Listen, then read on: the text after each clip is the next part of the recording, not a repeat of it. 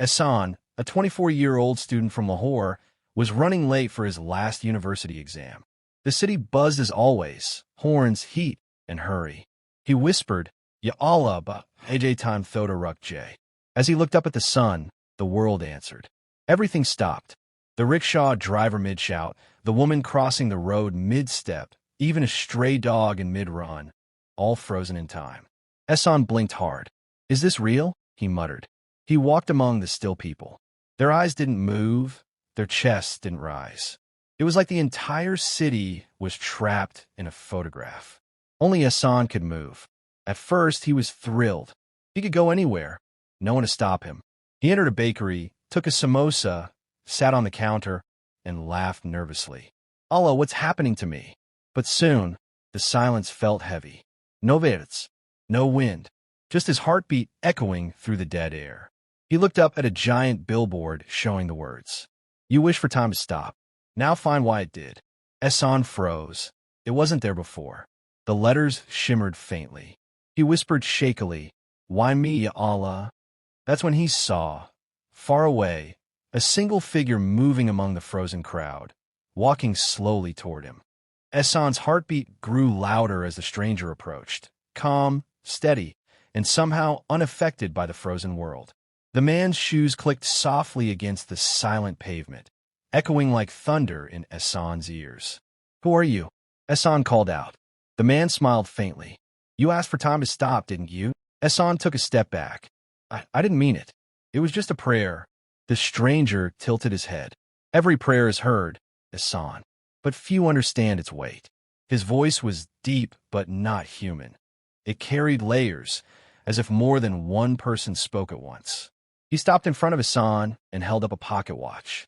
The hands were frozen at exactly 12 o'clock. Time didn't stop for the world, he said. It stopped for you. Ehsan frowned. For me? Why would time stop for me? The man turned the watch over. Engraved on the back were the words, Before you lose everything, you must learn its worth. What does that mean? Ehsan demanded. The man looked around at the frozen faces. Every person here had time, but none valued it. You were given a gift or a warning. Suddenly, the air shimmered. Ehsan saw flashes, his mother praying alone in their small house, his best friend calling him but being ignored, his little sister waiting for him to bring her ice cream he promised days ago. He stumbled back, shaking. These are my memories. The man nodded. You live fast, complain more, and thank less. So time stopped to let you see what you've been running past. Ehsan's throat tightened. The world around him began to flicker, like a film reel burning. Can I start again? He whispered. The stranger's smile faded. Only when you understand what to do with it. And before Ehsan could speak again, the man dissolved into a swirl of sand, leaving only the pocket watch in Ehsan's trembling hand. Its second hand moved once. Tick. For the first time since the world froze, Ehsan heard sound again. A single tick that echoed like a heartbeat of time itself. He knew what it meant. His time wasn't over yet, but something had begun. Ehsan stared at the pocket watch. It was glowing faintly, pulling him toward the center of the silent street. The air around him rippled like heat over desert sand. Then, out of nowhere, the ground beneath him cracked open in a circle, revealing a staircase of light spiraling downward. Ehsan hesitated only a moment before whispering, Bismillah. He stepped inside. Instantly, everything changed. He found himself in a strange, breathtaking world, a city that floated between seconds. The sky was not blue or black, but a swirling mixture of gold and gray. Thousands of giant clocks hung in the air, each ticking at a different rhythm. Every time a clock ticked, a faint human voice whispered, prayers, regrets, laughter, echoes of people's forgotten moments. Ehsan walked through, awestruck. He saw a man sitting beside a broken clock, crying. When Ehsan looked closer, it was himself, from a memory he had buried years ago. He was 15, crying after his father's death, whispering, If only I had more time with him. Ehsan's chest ached. He moved closer, but the image dissolved into sand. A gentle voice echoed behind him, the same stranger's voice. This is the city between seconds. Every moment lost by humans comes here. You are walking through your own forgotten time. Ayan turned, expecting the man in black, but instead saw a reflection of himself, wearing white with calm eyes. Who are you? Ayan whispered. I am what you could be, the reflection replied. You wasted your time chasing what doesn't last. This world is built on all your if-onlys. The reflection stretched his hand toward Ayan. You can fix one, just one, moment in your life. Choose carefully. The clocks around him began spinning wildly. Every face, every memory, all appearing around him like ghostly projections. His mother's tearful face, his sister laughing alone on the rooftop, his best friend leaving their last argument unfinished. Ayan's eyes filled with tears. Just one. The reflection nodded. Yes. Choose the one you'd relive, and time will begin again. He looked down at the glowing pocket watch. It now showed 1 minute before midnight. Before you lose everything, you must learn its worth. The stranger's words echoed in his mind. Ayan closed his eyes, breathing deeply. I know my choice. He placed his hand over the clock, showing his mother praying alone. The clock's face cracked, and a blinding light swallowed the city whole.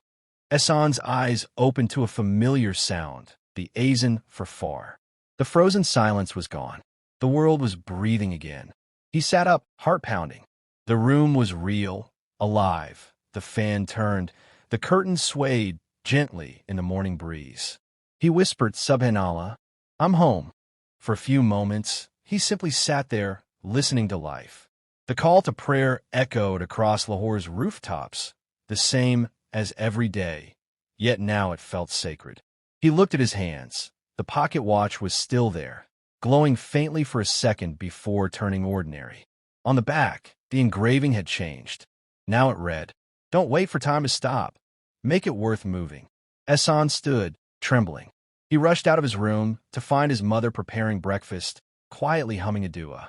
He froze in the doorway, the same sight he'd ignored countless mornings before. Ammi, he said softly. She looked up, surprised. Ayan, you're up this early. He smiled for the first time in years, tears filling his eyes. Can I pray with you? Her eyes softened. Of course, Beta. They prayed together. Each word of surah felt alive, each prostration heavy with gratitude. Ayan realized he had been given exactly what the stranger promised, one more chance. Later that day, he went to meet his best friend, Bilal, whom he hadn't spoken to after an argument months ago. Bilal looked stunned to see him. Ayan said, You were right, Yar. I wasted time being angry. Forgive me. Bilal blinked, smiled, and hugged him tight. Bye. I thought you'd never say that. As they walked to a nearby cafe, Ayan noticed something else. The clocks on walls, wrists, and towers all ticked normally, but every tick sounded like a heartbeat. Yet, something strange remained. Everywhere Ayan went, people seemed to move slower. Not literally, but in his eyes. He could see the small details now. A father holding his child's hand, a student sharing food with another, an old man feeding pigeons. It was as if the world had always been full of meaning. He had just never looked. When he got home that evening, his mother asked, You seem different today. He smiled. No, Ummi. The world was always beautiful. I just started seeing it. That night, he placed the pocket watch on his table and whispered, Ya Allah, thank you for giving me one more chance to use my time right. As he lay down to sleep, the watch's second hand stopped for just a heartbeat, then began moving again, faster, brighter, stronger. Somewhere far away, in the city between seconds, a single clock began to glow. Ayan had passed his test. Days passed, and Ayan lived differently now.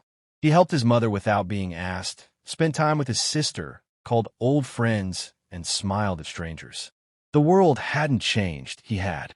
But one evening, something strange happened again. He was sitting on a rooftop, watching the sunset. As the last ray disappeared, the pocket watch in his hand began to tick louder than ever. Then it stopped at 12 o'clock, the same frozen time as before. Ayan whispered nervously, Not again. A familiar voice answered, calm and deep, echoing in the air. Time doesn't stop for you anymore, Ayan. He remembers you now. The voice belonged to the same stranger, but he wasn't visible. Only his presence could be felt. Ayan stood up. Who are you really? An angel? A test? A soft chuckle? I am neither. I'm what Allah allows, a reminder. Time was sent to teach you, not to punish you. The watch opened by itself. Inside, instead of gears, Ayan saw memories. Every moment he had recently lived with kindness and gratitude, each one glowing like a drop of light. The stranger continued, when humans waste time, it leaves them. But when they use it with purpose, time remembers their name. Ayan's eyes filled with tears. So this was never about control, was it? It was about change. The voice replied softly, exactly. Time cannot be owned, Ayan. It can only be honored. The wind grew warm, lifting the pocket watch from his hand. It floated upward, opening wider until the light burst from it and filled the sky. For a brief moment, Ayan saw thousands of other watches glowing above cities, mountains, and oceans, belonging to people who were also learning their worth of time. Then the light vanished, leaving behind stars that seemed to shimmer brighter than ever before. Ayan smiled through tears. He whispered, Ya Allah, I understand now. Every second is mercy. The pocket watch gently floated back into his palm, now ordinary again. But the engraving had changed one last time. The one who values time finds eternity. He placed it on his desk beside his open Quran and went to pray. Outside, the city of Lahore buzzed with life. People rushing, laughing, living, unaware that one man among them had once seen time stop. And somewhere beyond sight, the stranger in the black coat watched from a distant clock tower, whispering. He chose wisely. The clock struck 12:01. Time moved forward, and so did Ayan. Sparkling Heart, don't forget to like, subscribe, and share to watch more powerful stories like this one, because your next minute might just change your life. Hourglass not unsparkles.